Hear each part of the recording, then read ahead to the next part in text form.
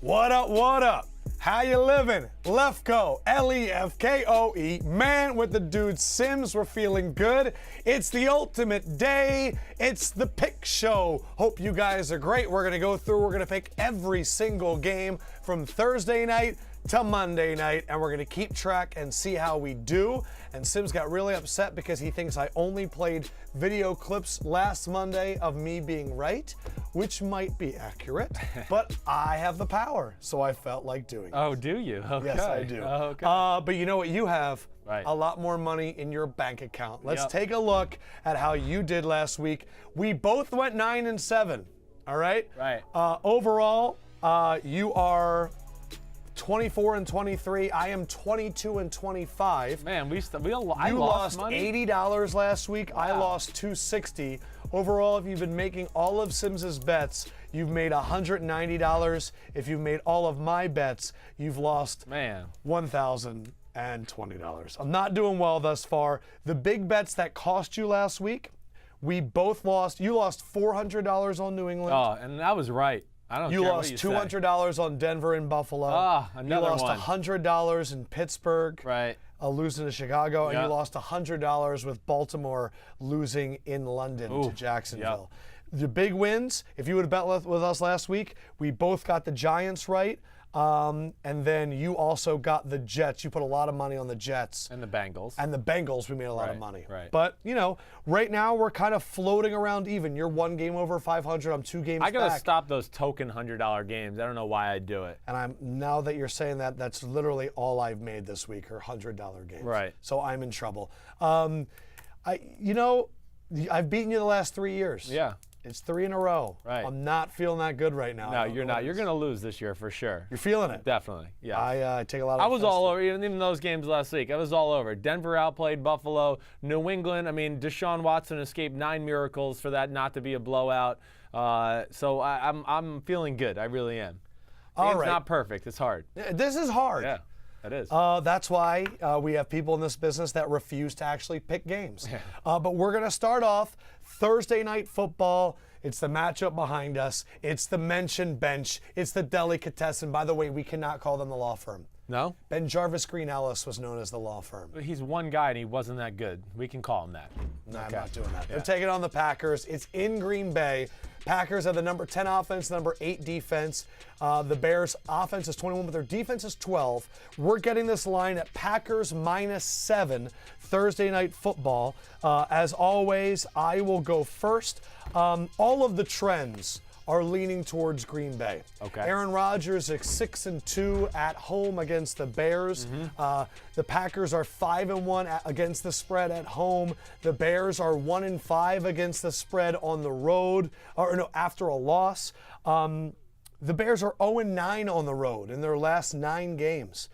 I am going with Chicago. With all of that being said, Right. +7. I'm only doing $10. Main reason being, the offensive line for Green Bay is in shambles. Both offensive tackles are doubtful, Balaga and Bakhtiari. All 3 of their backups are on the IR. They have a guy from Arizona's practice squad that might have to be playing. I look at Chicago. I think their offensive line is great. I think this is a 3-point game.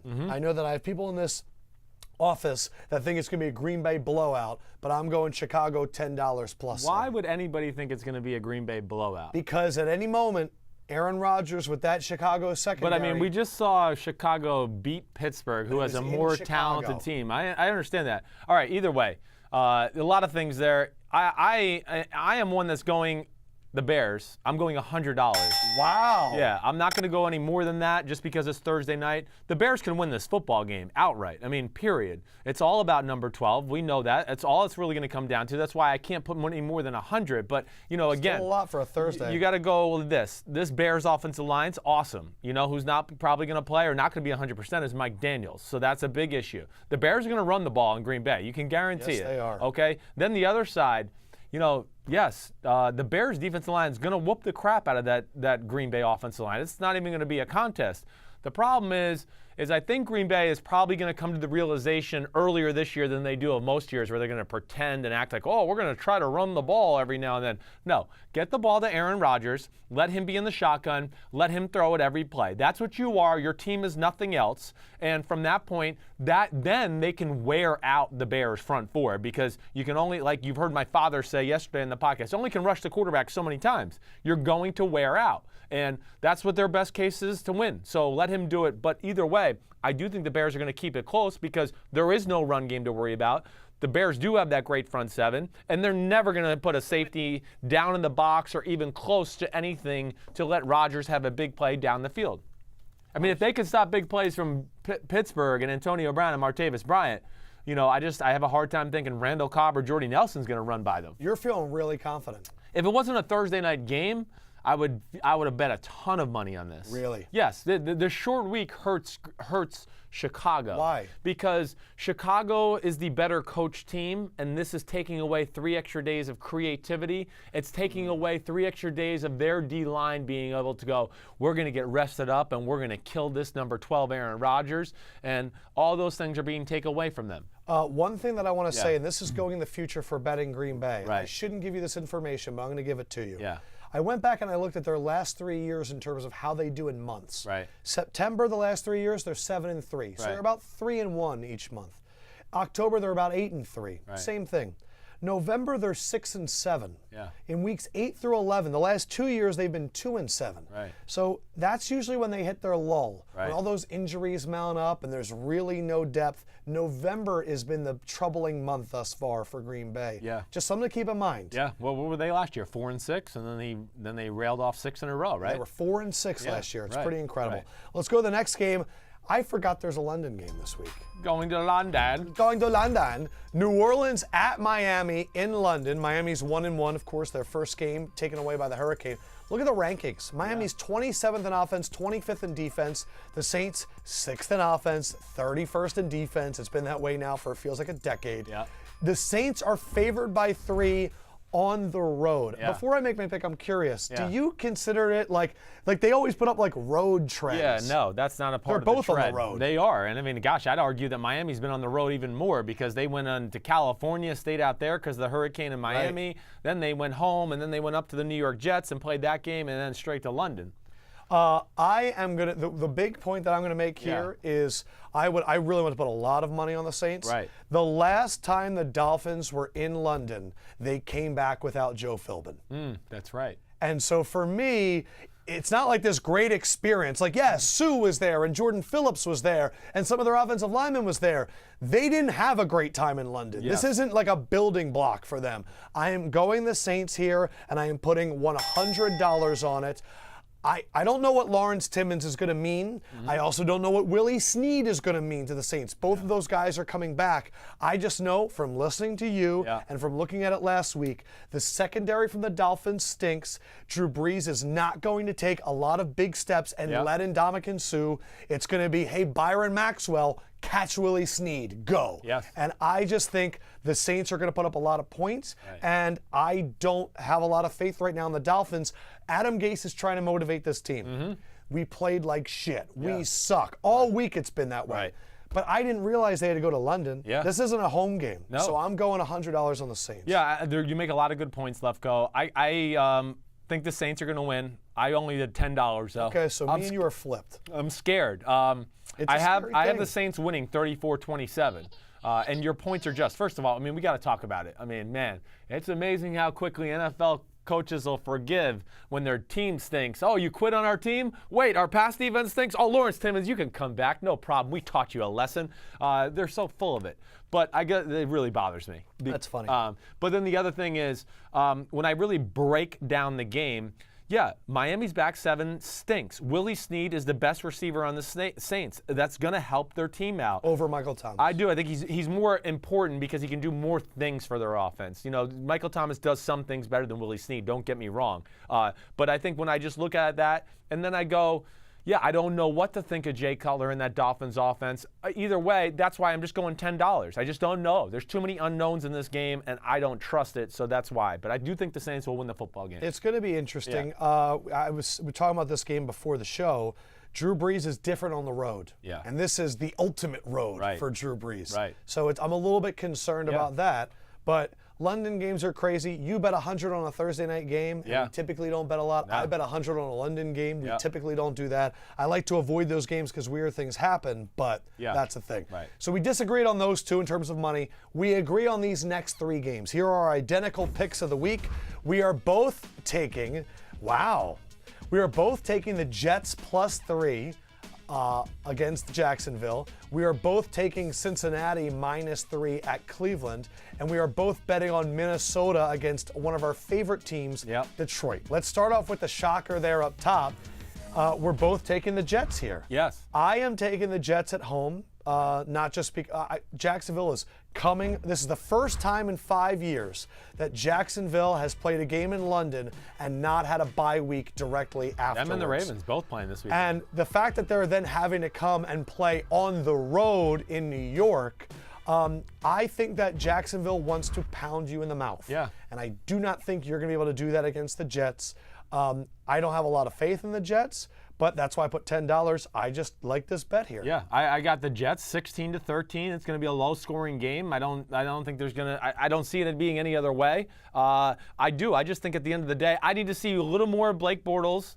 You know, the one thing they're 2-1, and in the 2 wins with Jacksonville, they didn't really have to depend on Blake Bortles. The defense put them in such a spot where it was just like, hey, Blake, here's the ball at the 20-yard line. Make one throw and we'll score a touchdown. And they did that. And Blake Bortles has been better. I'm not trying to get on him. I just got to see a little bit more evidence of that. And then the other side of the ball, like Jacksonville's defense is awesome. I like what the Jets do on the offensive side of the ball. It's a good little system. Johnny Morton, their offensive coordinator, he's a good play caller. He's a good play designer. They don't have a ton of talent, but I don't think they're going to get steamrolled by Jacksonville on that side of the ball. And that's why I'm going them by 3 points. The other game there, Cincinnati-Cleveland, we're both going Cincinnati. I imagine we both think they're the more talented team. Yes. But it's an interdivisional game. And Cleveland. I don't trust either of those teams. No, I'm going Cincinnati 19-16 just to let you know. And, yeah, I don't trust DeShone Kizer. That's plain and simple. That's all there is to it. He made bonehead interceptions the last few weeks. And, yeah, Cincinnati's a little bit more battle-tested. And then Detroit at Minnesota. Right. We're both going Minnesota. Yeah. That's, I guess, no matter which quarterback plays. Right.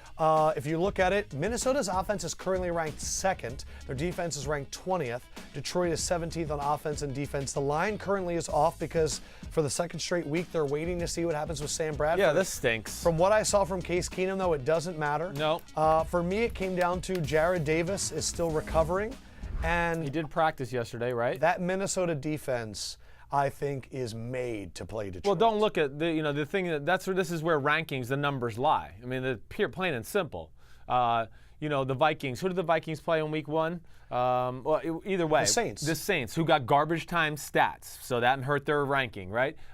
You know who they played last week? Jameis Winston and the Bucs. They were up, 31 to blah, blah, blah, and they got garbage time stats. So the Vikings defense is way better than what it's ranked. I wish Bradford was playing. I wish we had a line. I think Minnesota's going to win 24-20. I think Minnesota's really good. Like, the offensive issues are not there anymore. So you're seeing a different Pat Shurmur right now. Pat Shurmur, and they have an offensive line, plain and simple. So they're able to do some other things that they weren't able to do in the past, and that's why I like them. Yep, I think it's I just think Minnesota's going to be a really good team. Yeah. I love Detroit, and I would love to see Matt Stafford prove us wrong. Well, he's going to make it close. I mean, Matt Stafford is the 2nd biggest one-man show in football. I mean, if you had to go one guy to carry a team, it's Aaron Rodgers. Number 2, I know people think it's going to be Tom Brady. It's not. It's Matthew Stafford. Brady is awesome, and he can carry a team, but like I've always said, I mean, he has a lot of plays. Just look at the game last week. The first guy I looked at, wide open, touchdown. I mean, so it's on a silver platter for him at times. Let's go to a really big prove-it game. This is Right. the LA Rams at the Dallas Cowboys. The Rams have showed us a lot of good stuff. They beat the Colts and they beat the Niners, losing to Washington. But that offense looks different under Sean McVay, 7th in the NFL.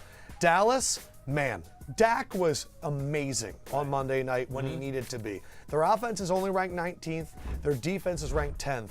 The Dallas Cowboys are favored by 6.5 in this game. Right. When I first looked at this, I went, wow, that's a lot. Because I think Sean McVay can go down there and really dial it up and make it tough. But in the end, I'm betting $10 on Dallas. And the main reason is I thought about the way the Rams defense is built. And they're very attacking and they get up the field.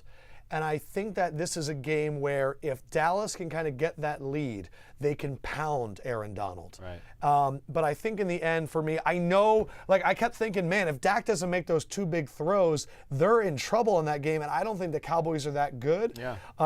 For me, though, it's a lot of Sean McVay, Jared Goff, 1 o'clock game. So it's Central Time. So it'll be 11 a.m. for them coming to it's their first real road game because the Niners game, I don't really think about that. In Dallas, a lot of pressure. And Todd Gurley made those comments on Thursday night. I know they have more time to prepare, where he sat there with Michael Irvin and he said, I'm going to take it to your boys. Yeah. And you're giving them momentum. I know it's Dallas on a short week and the Rams on a long week, and I'm contradicting myself. Which is so screwed up. I mean, the league, there's 2 games like that this week, and one team played on Thursday and the other one played on a short week, and they You're got right. to play each Niners other. are playing the Cardinals That's as well. Stupid. I mean, But the for NFL me, is I hilarious. think this is a statement game for Dallas. I think they're going to pound them. Yeah, I think a lot of that's correct. I mean, Dallas scares me. That's why I'm only going $10. I mean, so You're going I can't on new just, $10 I'm going the Rams for Okay. $10, just because I think it's close. But I don't feel good about that because Dallas could pound them and win by more. I mean, that's where I think it's interesting. That's where the Aaron Donald conversation comes into. It's really That's funny. what I thought of is Aaron Donald. I was like, Zach Martin could eat him up. Well, yeah, that's where I always go. Like, Aaron Donald's the most disruptive interior D lineman in football, but at the same time,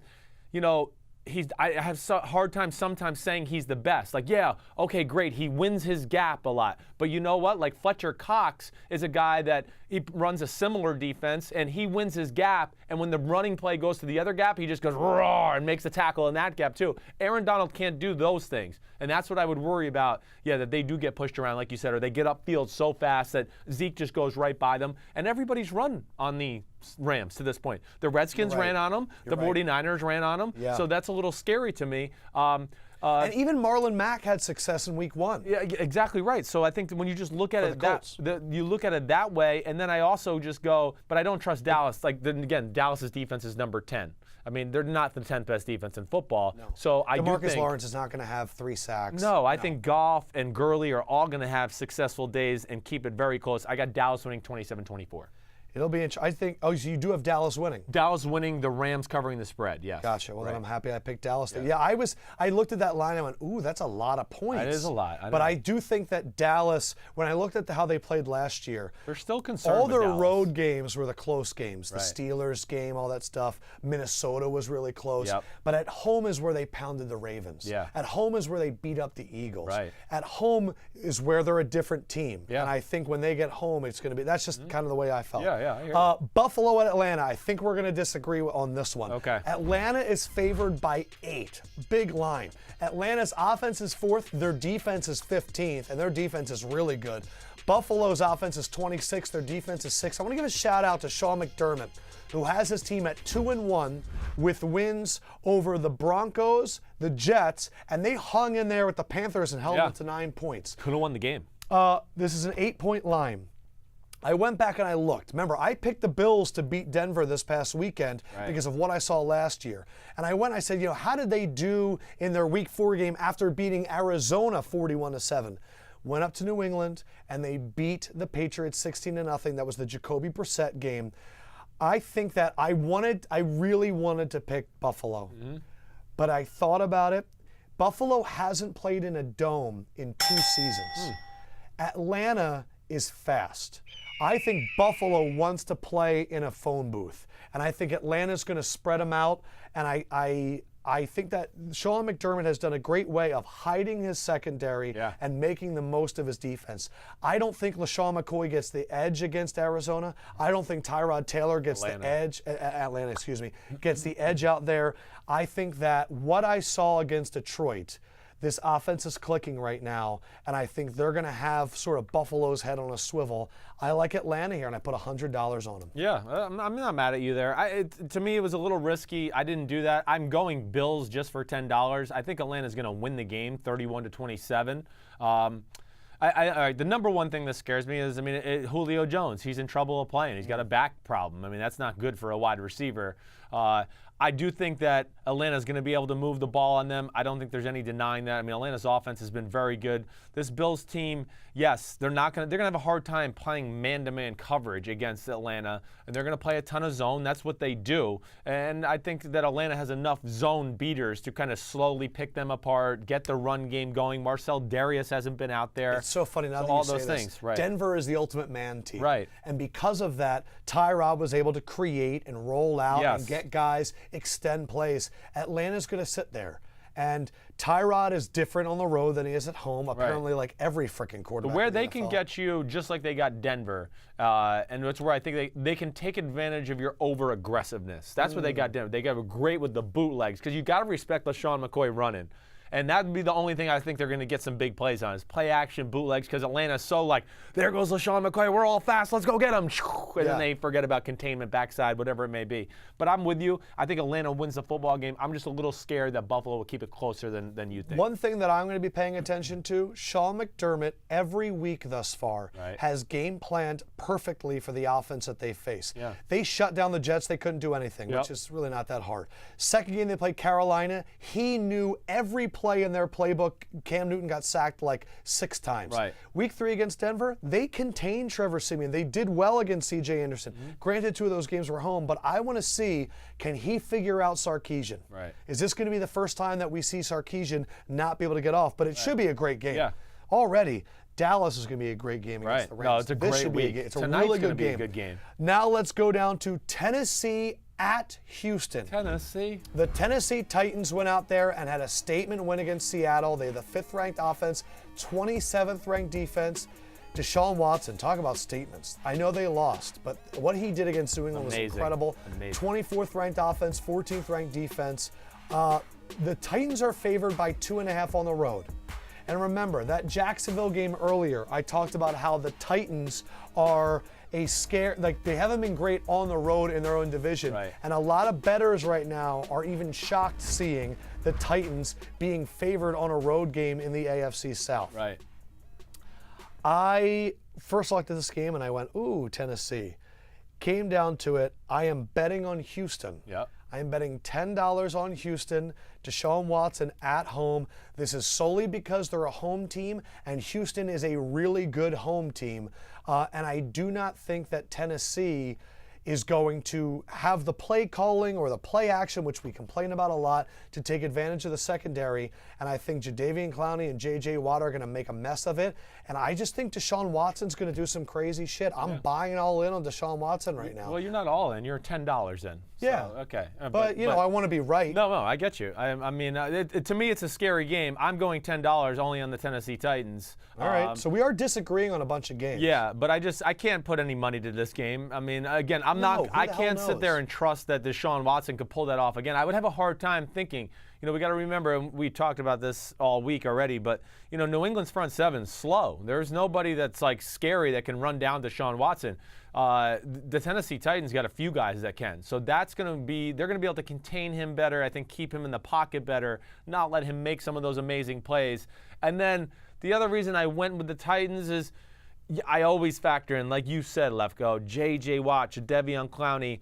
At least this is a team that has guys in Conklin and Lewan that can maybe just limit the killing that they bring. But this game's going to be close. It could go either way. That's why I'm very scared of it. I did pick Tennessee to win it 24-20. Just going by it just because I just trust Mariota and maybe his experience, but I don't trust it all the way. Again, we got to remember, we talk about Jameis Winston, who's been careless with the football. Mariota's been really good this year, and that's kudos to him because last year he really went through a phase there at the end of the year where he was very careless with the football, just like a Jameis. He was fumbling. He was throwing bad interceptions. If he can take care of the ball in this game, I do think they can win. I don't look at the Titans as having any glaring weakness. That's my big thing with them. They are a very solid all-around football team. I just want to say this. Yeah. Mariota last year in Houston, 13 of 29, 202 yards, no touchdowns, 1 interception, 1 sack. It was one of his worst games of the year. He had a 54.1 passer rating. It was when Tennessee was kind of looking good. Mariota on the road. Again, it's these quarterbacks on the road. I understand picking Tennessee. Yeah. I wouldn't, if you're betting on these games, I think you're crazy. These like toss-up interdivisional games. It's very close to me. I mean, listen, evaluate the teams this year. Like those are cool stats. Don't get me wrong, but it's a different Titans team. They're not thinking about last year or what their teams have done 7 years previous to that. That's like just better media bullshit. That's really what it is. You don't think last year's game matters? I mean, to a degree. They're going to maybe look at the film for a few minutes and just go, these are the things they did to us last year. But no, it's going to be more on this year. They look at themselves as a new team. So I don't think they're going to necessarily there's no A.J. Bouye out there. So there's so I look at it. It doesn't go much into play as much as maybe some of the other points that you always make about, short week, being rested, desperation, all those things, at least in my mind. Oh, I understand you. All right, this one I think we're putting money on.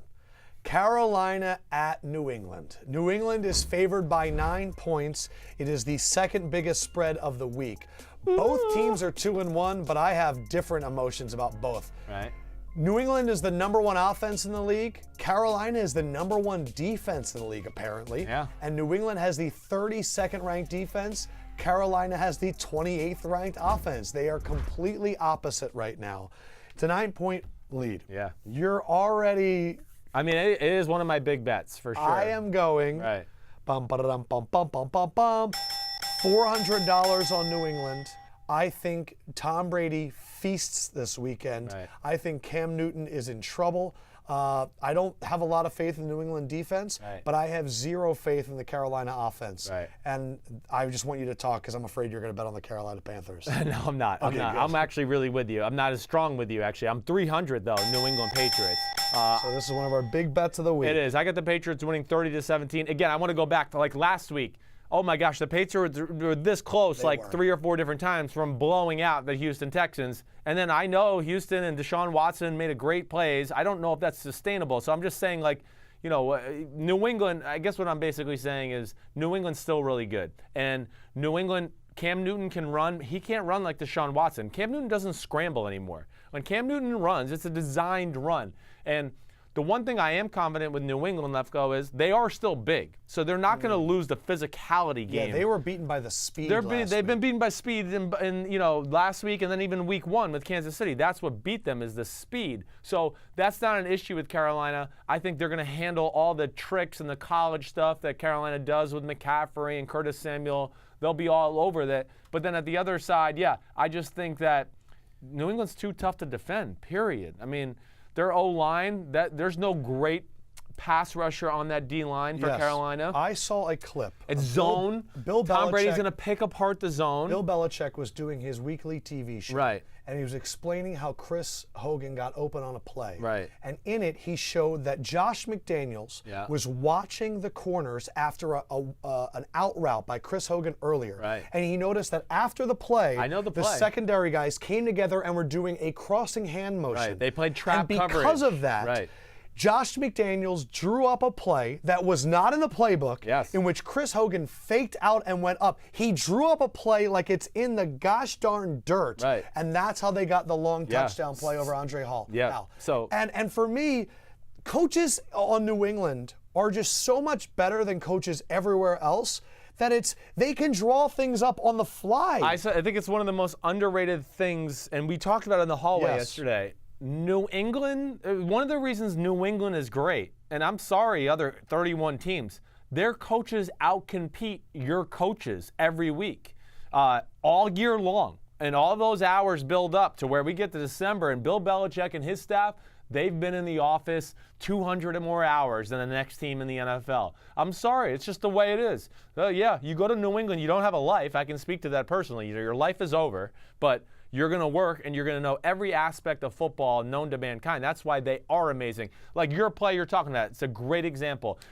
They're playing quarters coverage, which means like it's 4 guys back, but they're playing what they call trap, where it's an adjustment. New England does this sometimes, where if the slot guy goes out, then it becomes cover 2 and the corner reads it, right? And he knows, oh, the slot guy's going out, so the corner plays cover 2, he plays strong, and the safety tries to get over the top to play cover 2. So they faked that out, and all of a sudden it became cover 2. The safety flew way over to the side, and Hogan went up the middle wide open. I just feel like they used their first few drives of the game to learn your tendencies. Right. They throw all their receivers out there to see how you play route combinations, and then they show you the same look and they take advantage of it. And with Carolina, there's not even going to be that guessing. That's what I would say. I mean, Carolina kind of just does what they do, and they go, this is what we do. Can you beat it? What That's Drew scary. Brees did to them last week was a clinic. Right. What the Patriots are going to do is even more. Robert Wong asked in the comment section, what is the Patriots against the spread this year? They're currently 1-2. This is a far cry to how they were 13-3 last year against the spread or something like that. They were incredible. Well, week ones are crazy, so that's a hard one to put it to. And listen, they lost the game. They could have won that game 42-28. And also, too. Houston always plays New England tough. They do. They just always do. All right, next one up. Pittsburgh at Baltimore. Whoa, baby. Baltimore is coming back from London, in which Joe Flacco set the lowest QBR in the history of the NFL. Technically, he wouldn't even have been drunk if it was his blood alcohol content. It's a 0.5. 32nd in offense is Baltimore. They're 18th in defense. Pittsburgh is 22nd in offense. Big Ben doesn't look good. Le'Veon Bell hasn't made any moves, but they're number 2 in defense. TJ Watt's coming back. Stephon Tuitt practiced in full on Wednesday. That's good to hear. How do you tear your bicep and then practice in full? Yep. All I know is, boy, did I want to pound Pittsburgh. Right. I wanted to. You love to pound them. And I still kind of did. I put $100 on Pittsburgh. The Baltimore Ravens lose Urban. They're still missing. I don't know if Brandon Williams is coming back. Right. There's no Marshall, Yonda. They're missing all the offensive linemen. Brett Urban is a huge loss. That's what I thought too. I mean, he's arguably their best defensive player. I mean, he's in that conversation. That's how good he is. I would say he's been their best front 7 player through the preseason into the regular season. It's just, look, it's Pittsburgh, Baltimore. Yeah, it's a tough game. What are you going? I'm going Pittsburgh. I'm only going $10. It's in Baltimore. Gosh, Baltimore's a chippy bunch. They're going to be so pissed off with the way they played. I think that's what scares me. I hate that I bet on Pittsburgh every week. Well, I mean, it's because you're depending on, and I understand it, because I almost want to do it. You just think their offense is going to hit here soon. It's going to get going. Big Ben played one of the worst games I've seen him play last week. I mean, he missed a lot of easy throws, and then even when he got sacked, fumbled, Lefkoe, that was his fault. He was hot. He pointed at the 2 guys that blitzed. They still hit him. Neither quarterback has played well, I guess is my point. And what bothers me about both quarterbacks right now, it's very just ho-hum effort, too. There's no, emotion on the field, which I get on, Andy Dalton, those guys sometimes, and it's 3 and out, 3 and out, 3 and out. And they just walk off the field, and they're like, oh, it's okay, and they don't yell. Flacco and Big Ben have been the same way. I just don't know what to think of the game. I am picking Pittsburgh 21-16 because I have no faith in Flacco and the Baltimore offense at this point. Because the true thing is Baltimore's defense has been good all year, but their offense has really not been that good. No, they haven't had to do anything. The 28-point performance against Cincinnati was mainly driven by the defense. Yes, it was. The performance against Cleveland was not a great game. It was driven by the defense, too. And the thing is I think Baltimore's defense is really good, but I know that the Steelers' defense is really good. It is. I know that the Bears had a lot of success, but Baltimore doesn't have the Bears all line. No. That's really And they don't have Tariq Cohen. Right. And they don't have Jordan Howard. I like Terrence West and those guys, but not that much. Yeah, no, I agree. I just don't see the thing, and I think Pittsburgh's going to win, so 3 points wasn't scary. If that was Pittsburgh -6, I would have bet on Baltimore. The more I'm sitting here, the more I'm going, damn, I probably should have put 100 on Pittsburgh too. I think you're more right on than I am. As I talked about it and we discussed it, I just go, man, yeah, I have a hard time thinking Baltimore stays with 3, but it is a rivalry. Can I tell you what really messed me up? Yeah. The first team to play in London and not take a bye week was last year. Yeah. It was the Colts. Right. And they came back and they went to Chicago and they beat Chicago Huh. by double digits. Wow. I don't know if it was double digits, but they beat won, them. right. But I remember that was my whole thing. Like I was like, it's in Chicago. Yeah. Chicago plays well. Right. But Andrew Luck, that was a weird thing because Andrew Luck can do weird shit. Yes. But that threw me off for like wanting to bet against these teams. All right, next up, Philadelphia at the Chargers. The 2-1 Eagles against the 0-3 Chargers. The Eagles had the 9th ranked offense, the 21st ranked defense. The Chargers are the 18th ranked offense and the 13th ranked defense. I think this shocked a lot of people, the fact that the Chargers were favored by 2. Yeah. I want to tell you that there is an injury that I don't think people are paying enough attention to. Right. Losing Darren Sproles for the Eagles, in my mind, is a huge loss. Right. I think he gave them versatility on offense. He Right. was their best blocking back. He was their best receiving back. I think all of the other running backs gave a lot of clues. Right. When LeGarrette Blount's in the game, you know what the Eagles are doing, just the identifiers. Yeah. I look at this defense and I go, Fletcher Cox is banged up. Jordan Hicks is banged up. I know Rodney McLeod's coming back, but he's banged up. Yeah. I know you're going to call me a hater, but I'm taking the Chargers -2. $10, not a lot. Phillip Rivers against this defense. Phillip Rivers has not looked good. And I know Melvin Gordon is banged up too. But I think this is the kind of secondary where if Phillip Rivers, if Anthony Lynn finally goes, we're not a running team anymore, and he finally goes, Phillip, hurry up, do it. Catch him off guard. What I saw in the second half against the Giants, I know that it was a great win. They let up 21 like unanswered to the Giants. They were dicing them up whenever they wanted to do. They were turning over the ball. I don't have a good feeling. It's a big emotional win after a 61-yard field goal, and then you go cross country To a team that's desperate. to a desperate 0-3 team. I just don't have a good feeling. And I'm starting to realize I'm just a pessimistic Eagles fan. Well, yeah, you definitely are. There's no doubt. You and the Eagles fans and Jets fans, you guys are like the same animal to me. The more I'm around you guys, it's hilarious. The other thing I'll say this is a lot of your points are spot on. I'm going the Eagles 23-21. I'm only going $10. I don't trust it. I basically just went Carson Wentz is better than Phillip Rivers, and that's what I'm going with. Other thing is, you know, it's actually funny you brought up the Darren Sproles thing because I've been thinking about that too. I'm not so sure it won't be a blessing in disguise. And I mean that. Really? Yeah, just because what I saw last week from your offensive line, and you got LeGarrette Blount, and they went downhill and ran at people. And the weakness of the Chargers is their run defense. And I think this could add another element to your offense that is needed, and I think might have been glossed over if we were Darren Sproles is still in the lineup, so let's stay in the shotgun and go sideways to sideways because he can do that, and that's great. So that's just what I'm coming from. I don't feel confident about this. I mean, I think all so yours is an identity game for the Eagles. Yeah. If the Eagles realize what their identity should be, Right. I don't give Doug Peterson a lot of credit. Right. I just don't know. I just hope it is. But so you're saying if the Eagles finally find their identity, Right. which is use all these huge offensive linemen Yes. and pound people to Right. set up the play action. Right. But It's will gonna they be- do it? I don't Because they know. abandoned it in the second half. I know last it did. week. It's unbelievable they did. And That's why I don't have faith. It's very hard to. I get it totally. Just like I said, that's the weakness of the Chargers. You know, their Really funny. secondary. I want the Chargers to abandon the run and become a passing team. Well, they probably and you should want against the this Eagles week, right. to abandon the passing team and go to the run. Yeah, they need to go to the run. It's the only way they're going to take a little pressure off of Carson Wentz of him having to do it all himself. So again, this is a tough bet. I would stay away. I am picking Philly to win by 1 though, or 2. One thing I did do this week is when I made my original bets, I looked through and I went, how many away teams did I pick and how many home teams? I know I should probably do Because that. you know what I did? I went back and I charted the last few weeks who covered the spread more, home team or away team. Right. Last week, 9 home, 7 away. Yeah. Week 2, 9 home, 7 away. Week 1, there was only 14, 8 home, 6 away. Damn. So I had too many away teams. Right. And I went back and on these 50-50 games, Right. the Houston-Tennessee game, Yeah. I switched it and I went Houston. Ah. Chargers-Philly game, I went back and I said, I'm going Chargers. Right. Because sometimes these home fields matter. Yeah. And I know the Chargers home field, we make fun of it all the time. They Right. can't sell ticket. Did you know that they almost tried to kick out the Charger Bolt guy from the game last week? Why? The StubHub personnel, like the police officers, Right. brought him in there and they were like, listen, you need to take off your mask and you can't wear this. And he's like, I'm the freaking fan mascot. And they went, no, like, you need to do it. It took him an hour and then they finally released him. They're like, yeah, this could be a bad look. I didn't know that. Isn't that ridiculous? Yeah, that's they are having ridiculous. issues at the StubHub Yes, Center. they are.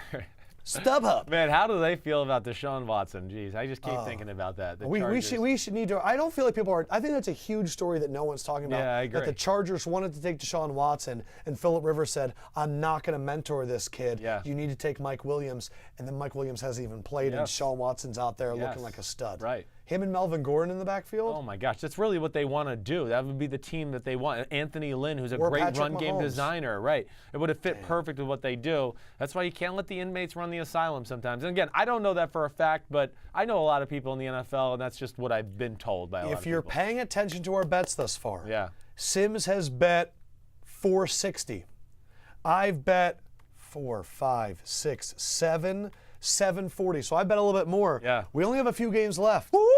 That means a lot of the money is coming on Sunday afternoon, Sunday night. I'm so hot, want to touch the hiney. I don't know what that's in reference know. to. But let's go. The 0-3 Madison? Giants at the 1-1 Tampa Bay Buccaneers. Bam. The Giants are ranked 20th in offense, 16th in defense. Tampa Bay is ranked 14th in offense, 30th in defense. Little known fact, Tampa Bay is in trouble. Tampa Bay is favored by 3. Quan Alexander not playing. Levante David, I don't think he's playing. Right, no, I don't think he The is either. middle of their defense. Right, Gerald McCoy's not healthy. Gerald McCoy was banged up. Yes. I am going with the desperate New York Giants here. I think you like Big Blue. I think yours like a I closet. picked them to go. I picked them to go to the that's NFC right, you're a Championship. closet I am case fan. putting $150 on the Giants. I think that this is a team that. You know what's open? The middle of the field. You know what Big Phil said on our podcast yesterday? Right. 20 slants. Yeah. Slant Central against Tampa Bay. Yeah. And I don't think that Noah Spence is going to put the fear of God into the Giants Eric offensive line. Flowers and company. Yeah, Right, and I get I it. don't think that I think Gerald McCoy's banged up. Right. And I think that the Giants defense, I think Janoris Jenkins matches up well with Mike Evans. Mm-hmm. I think they got Rogers Camardi to match up with Deshaun Jackson. Yeah. And there's no running game for Tampa Bay. Until Doug Martin gets back, and I want to see what he does, Right. I think you're going to go even more here. I am. Go ahead. Wow. I've ridden with the Giants all 3 weeks. This is usually when I get off a team and then they come back and win. I tried to self-scout myself over years where I've gone back and like so many teams where I've ridden with them for 2 or 3 weeks and I just said, You're like, I was I'm so fed up. Yeah, but I actually won with them last week because they covered against They Philly, did. right? It was a little scary. But a lot of things. I mean, you hit on a lot of the major points. I'm picking the Giants to win the game outright, 24-21. I haven't liked what I've seen from Tampa Bay, really. At all. No, not at all. I mean, even the first game against Chicago is misleading. Glennon really made some crucial mistakes. Yes, and there was like some big special teams punt returns that put him in amazing field position. Yes, there was. There was something else, too, that even happened. was But another regardless, fumble. it was. I can't remember the details of it. But either way, the Giants, this is the time of the year where you got to get into matchup football. And this is just where I look at it and go, what are the team's strengths? What are the team's weaknesses? And can those teams take advantage of them? The weakness of the Giants is the offensive line. Yeah, I don't think the Bucs are good enough on the defensive line to take advantage of that. The weakness on the Tampa Bay Buccaneers is their secondary, for sure. And I think the Giants are, of course, talented at receiver and have just enough offense to expose it. They don't need a lot of offense when number 13's on the field because he will catch slants on who's ever in the secondary for Tampa Bay, and he's going to make plays after the catch. And, of course, there's Sterling Shepard and Evan Ingram and Brandon Marshall. Yes. And I do think the Giants realize, like, okay, we're not going to drop back and Eli's going to be back there for 5 seconds. We're going to quick throws, get it out of our hand. We got receivers who can make plays after the catch and just call it a day from there. And then you hit on the defense. I mean, there's not a better defense that matches up with Tampa Bay's weapons. I mean, you just go Eli Apple, Dominique Rodgers-Cromartie, and Janoris Jenkins. They can match up with White Boy Supreme, Deshaun Jackson, and Mike Evans, certainly. You just called Deshaun Jackson a white boy No, supreme? the White Boy Supreme is Adam Humphreys. Humphreys. Right. Yes, no, Deshaun Jackson's Deshaun Jackson. He's the man. So I just look at it there and go, they're going to be able to stop the bleeding there. Like you said, they're not going to have to worry about a run game. And Yes. So and hold on, this is I Yeah. just went back to that Tampa Bay game. Yeah. Tampa Bay's stats in that game was less than 200 yards passing Yep. and a little bit over 100 yards rushing. So it was 117 rushing, 194 passing. Right. They get the pick six, You're having the Bears and then game. after they stalled out, a fumbled punt that put them on the that's right, 13-yard line right. that led to the Mike Evans touchdown. Yes. So that was a very, very Very misleading game. Yeah, and then they ran the ball because they were up from the almost get-go, so they ran the ball a ton just to kind of run out the clock. But yeah, I'm just not sold. I don't trust it. I don't trust Jameis Winston. He averted disaster really closely a few times last week, and then his interceptions, those 3 interceptions last week, they were bad. So I am scared of what he has to do and what he's being asked to do, which is a little too much because there is no run game and not great pass protection, and then he just can't find a balance on that fine line of being aggressive yet not making stupid mistakes. Man. All right, so you're going really big on the Giants. I am. I went 150, and now I'm kind of rooting against the Giants. Well, it would make sense, right? But we'll see. And look, you're getting 3 points. I think Tampa Bay is a little misleading. They were my NFC South pick. Not feeling great about it right now. No, you shouldn't. San Francisco at Arizona. We both put the Cardinals in the playoffs. They did play well against Dallas. Larry Fitzgerald is unbelievable. He's one of the greatest wide receivers of all time. Amazing. He's going into the Hall of Fame. His play against Orlando Scandrick, when he took that ball from him, was thrilling. Yeah. Cardinals are 12th in offense, 9th in defense. The defense is good. Deion Buchanan is back. They're favored by 6.5. San Francisco's defense is 18th. Their offense is 24th. Favored by 6.5. Yeah. I am biased. Right. Because Kyle Shanahan is my favorite coach in the NFL. I am going $130 on San Francisco. I think that San Francisco's defense, the Rams game was not good. Yeah. But I think Carson Palmer, that offensive line, watching Jared Valdir and that offensive line allow all of those sacks against a 3-man rush. No ass and legs on that offensive line. None. I think they're in trouble. None. I mean, talking about sticks or offensive linemen, that's not a good look. I mean, if I could show people the film of the back version of what the Cowboys offensive line looks like, and then the back version of what the Arizona Cardinals offensive line looked like, man, there's a big difference in the legs and ass category. J.J. Nelson is their weapon. I don't see any running back for Arizona really being a factor. It's Larry Fitzgerald all the time. I like this matchup Extra for San Francisco. time, short week. You're right. That was the other thing. Right. Even though I didn't use that for my other one. Right. San Francisco has a week and a half to prepare. Right. Arizona has 6 days. 6 days. They played Monday night against the Cowboys. So it's scary to me. Lefkoe, your reasons are all good. I'm going Arizona.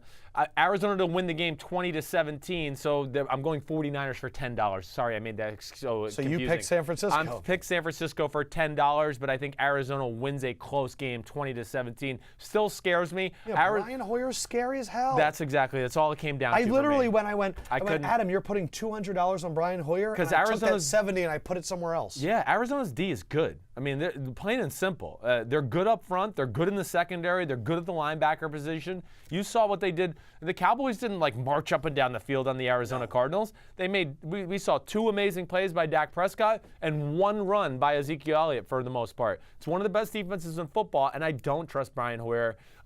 So that's where I got scared off. Why do you think it's going to be so close? Because of some of the other reasons. The other side of the ball. We just talked about no ass and legs on that offensive line. It's the worst in football, plain and simple. Really? It's the worst. I'm not so. How did Jared Valdir decompose? He just got to that age where it happens. At a certain age for offensive linemen, they're hit out. They don't train the same way, and it's become to an age where your body starts just to naturally decline. And it's not even Jared, Valdir. It's all of them.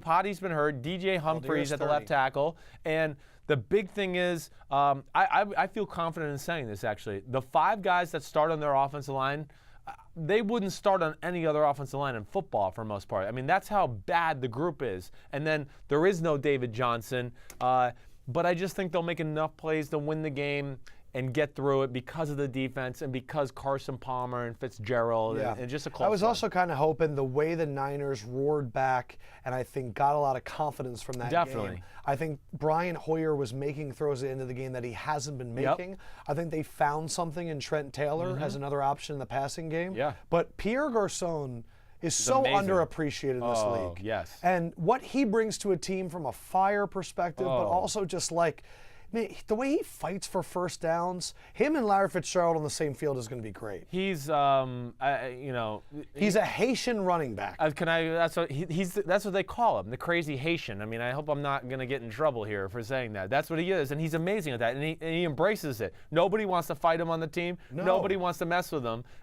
He is. He's a built guy like a that running back. He's a guy that motivates the offense and gives them an attitude. Yeah, I'm a little bit wary about that pick because I don't like betting on Brian Hoyer. Yeah, that's what scared me. But we're going. Now, so you still have so much money left. So much money! And we only have 3 more games to go. Oakland at Denver. The Raiders got punched in the mouth against Washington. Yeah. Whether it was because they were confused about how they were going to do their anthem kind of protest or what was going on. But these stats are shocking. 23rd in offense, 26th in defense. The Broncos are 11th in offense and 4th in defense. Yeah. And I think that the Raiders looked maybe even worse than they did when you watched the game. Washington really looked that good. And the Broncos looked a lot better in that Bills game in Buffalo. But they're now coming home, Denver. And I said this during the week, I'm a little bit worried about Derek Carr as a road quarterback. He's now he's had some good games against Tennessee, but these interdivisional games, he has not played well in Kansas City. He has not played well in Denver. Denver is only favored. Warm. At least that's You're right, because when it gets cold, he's really bad. Right. But Denver is favored by 3, and I am putting $250 on the Broncos. I am. I think that I like the Raiders.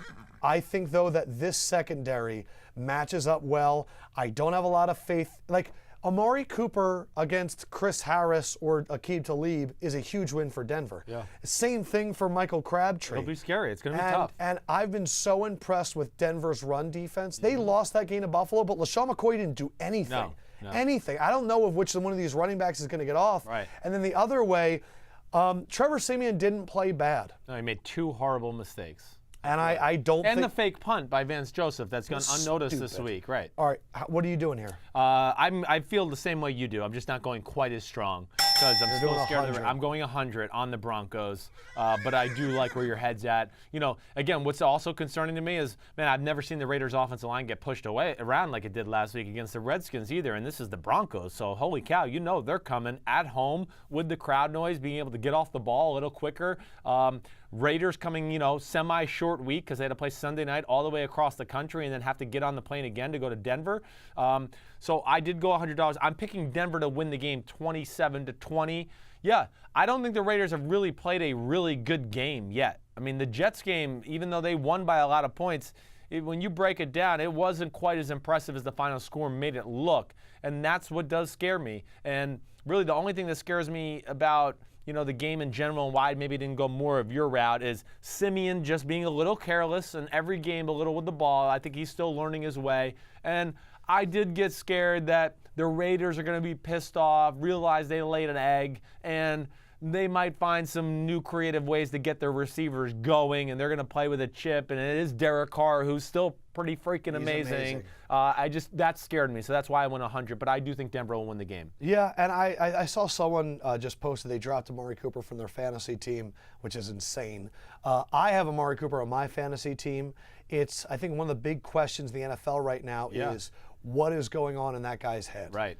And Denver is the wrong team to be questioning yourself against. No doubt. Because they're going to let you know that you're playing like crap. Yep. They're going to hit you.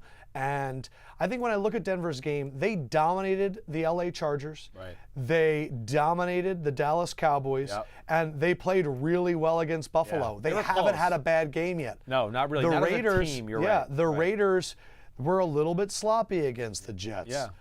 They were really good against the Titans. Yep. And then last week was a shock. And I just think if this game was in Oakland, I may have taken Oakland. Yeah. I think home field is that important to these teams.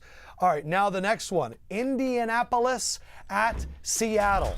Sunday night football. They're both 1-2. Seattle is coming off a drudging at the hands of the Tennessee Titans. The Indianapolis Colts go out there and get a win. No, I think the Colts are 2-1.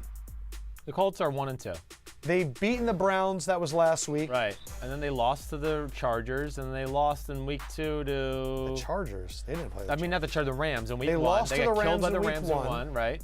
Week 2, I'm blanking on who they played. Hold on, I got to think about it. This is what we call a brain fart. Oh, it's driving me crazy here. Here it comes right now. Arizona. They lost at home to Arizona where they played close. Close game. It was Jacoby Brissett's first start. Okay, you're right. So the Colts are ranked 29th in offense and defense. Yes. The Seattle Seahawks are favored by 13 at home. Man, I don't think I'd take Seattle if we were playing defense against them. I don't know if they can score 13 points with even you, me, and Gabe out there. I originally had this as a $300 bet. Right. And then I got worried that this was the Seattle coming out party. Yeah. So I'm betting $200 on the Colts plus 13. You're telling me that if the Colts score a touchdown, that Seattle has to score 20 points? Right. This Seattle offense is so bad right now. Their offensive line is crap. Their offensive play calling is crap.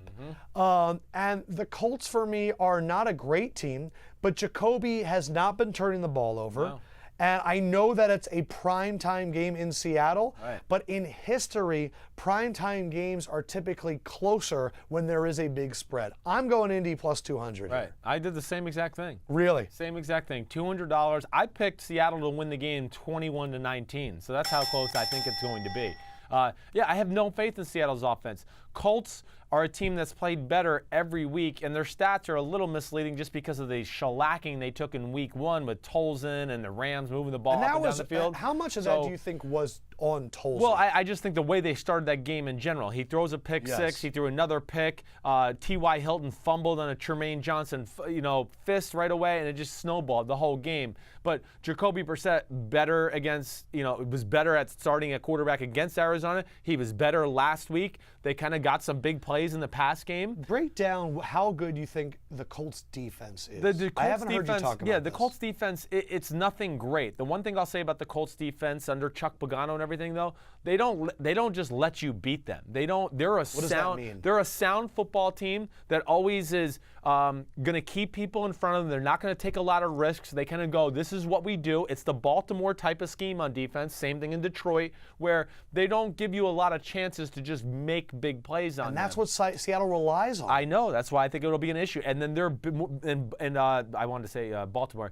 Indianapolis is bigger and more physical up front on defense than I think people give them credit for. They spent the entire offseason getting bigger. So they're going to have their way with that Seattle line. The scary thing is, will Seattle's defense get some turnovers and do all that? That is the question. It is the question. I know. Listen, I like what Jacoby Brissett does, and I think they have enough weapons with T.Y. and Moncrief. Is he a game manager? He's not a game manager, no. He's actually just been really smart. He's underrated athlete. He's big and strong as hell.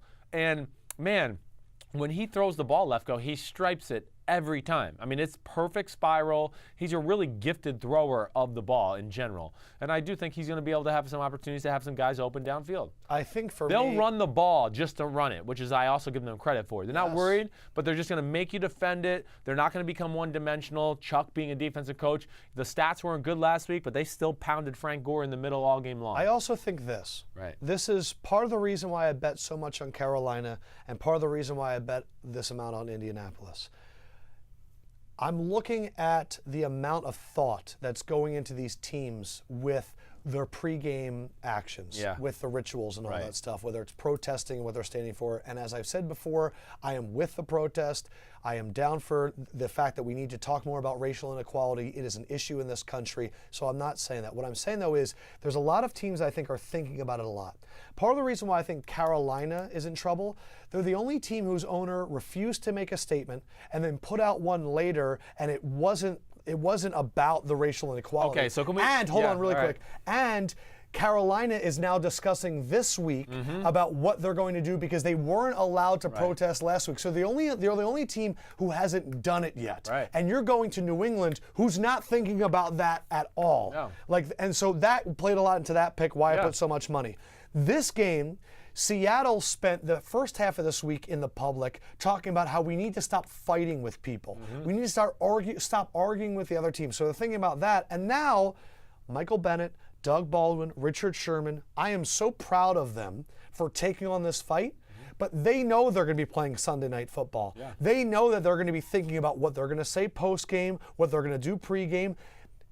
the word distraction, I think, takes away from the impact of these protests, but I do think they are spending brain time thinking about this stuff. Yeah. And I do think that plays into this whole notion. Yeah, it definitely does. I mean, the teams that seem to be still discussing it on Sunday morning were the teams that didn't play good last week, which was Seattle, Oakland, the Pittsburgh Steelers. Those are the teams that kind of laid an egg, right? So that is going to be a part of the discussion. You're right about that. You know, to piggyback off that too, this has to be addressed. I'm sorry, everybody out there, but this is the NFL. The president, again, once today said he's been talking to owners. We just have heard the Carolina Panthers, like you said, I want to piggyback off that. They've been scared to do anything because their owner has basically said, if you kneel, we're going to cut you. You know, Jim Irsay, you remember Antonio Cromartie? He kneeled for a game last year, got cut the next few days. So you're telling me, for the Colts? Yeah, because Irsay said nobody will kneel, and Cromartie kneeled, and they cut him 2 days later.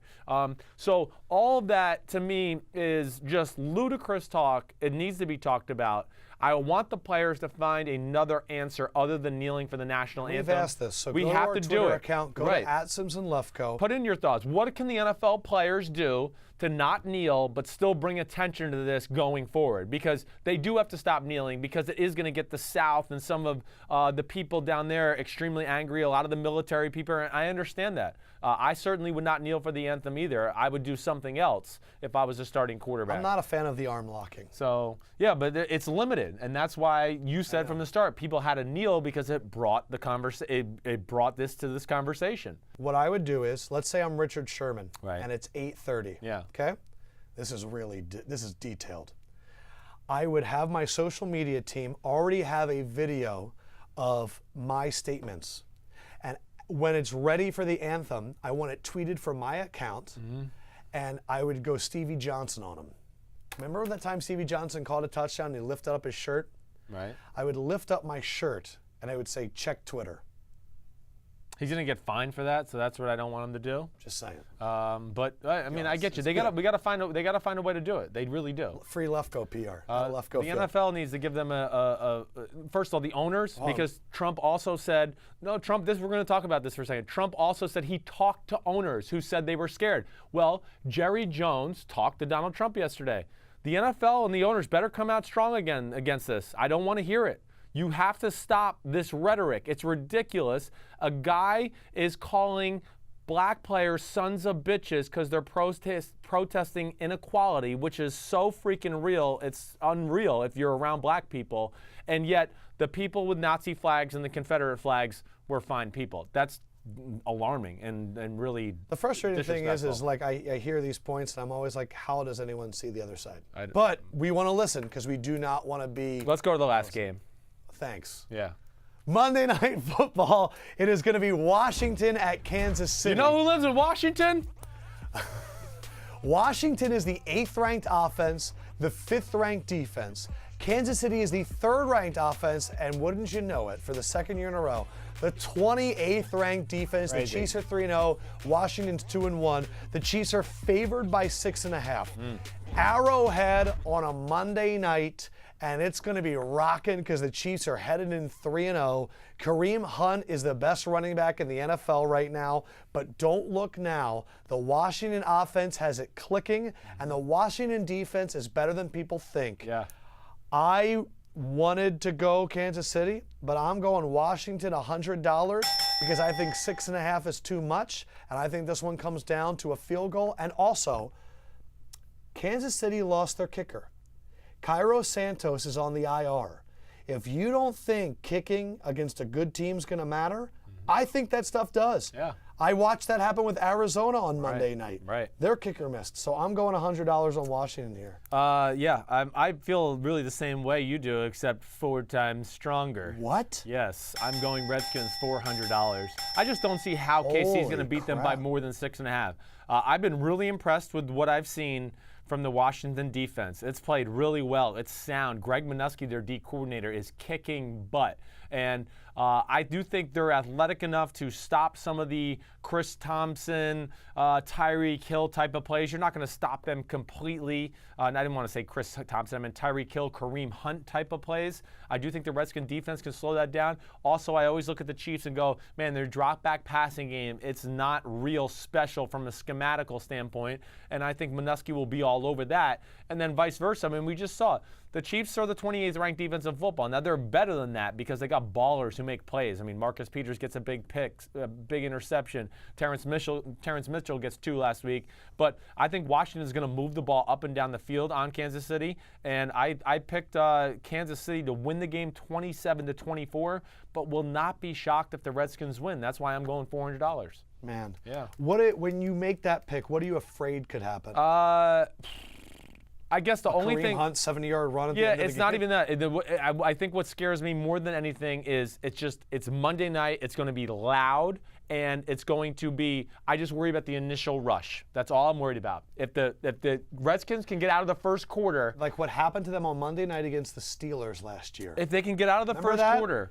The first quarter, it blew up. Or wait, was that Steelers, Kansas City? Yeah, I don't know. It's definitely not. It was Steelers, Kansas City. Was it? When the Steelers put up like 21 Oh, yeah, points, it was like on the Kansas first City. 6 Right. minutes. You're right. It was in Pittsburgh. You're right about that. It's And exactly then after right. that, Kansas City was the better team. So that's what scares me, right? It's the only thing I'm looking at. Like if Washington can hang in the first quarter and survive that initial Kareem Hunt, Tyreek Hill, Travis Kelce, and they can just go, okay, first quarter's over, we're only down by 3, Yeah. or we're only down by 6, then they're going to be okay, I believe. Kansas City has been making a living off of turnovers and Kareem Hunt long runs. Right. I do not think that's sustainable. I do think they're a really good football team, but I think that Washington is one of the more underrated teams in the NFL right now. Yeah, I do too. I think people are overlooking them. If you really look at that Eagles game, that Carson Wentz deep throw to Nelson Aguilar, the pick by Kirk Cousins threw the one in the in end red zone, right? That and was then really bad. Then the fumble And the touchdown fumble return that wasn't a fumble, right? So I think that Washington has looked really good thus far, and I Yeah. don't think they're getting enough credit. And